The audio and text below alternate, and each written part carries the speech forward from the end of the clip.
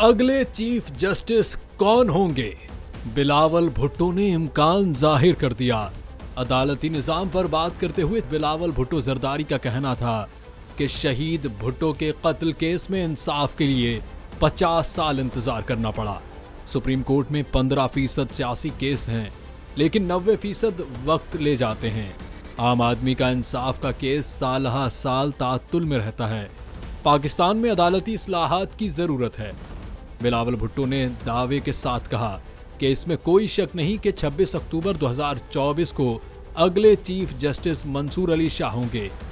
जबकि पीटीआई के हवाले से उन्होंने कहा कि पीटीआई क़यादत के बयान ने अपोजिशन जमातों और हमसे बातचीत को सबूताज किया।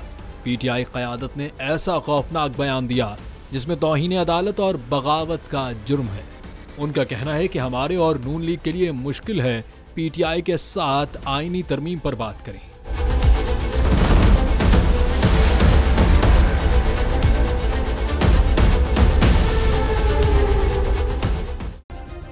सब्सक्राइब करें और बेल दबाएं ताकि कोई खबर रह न जाए।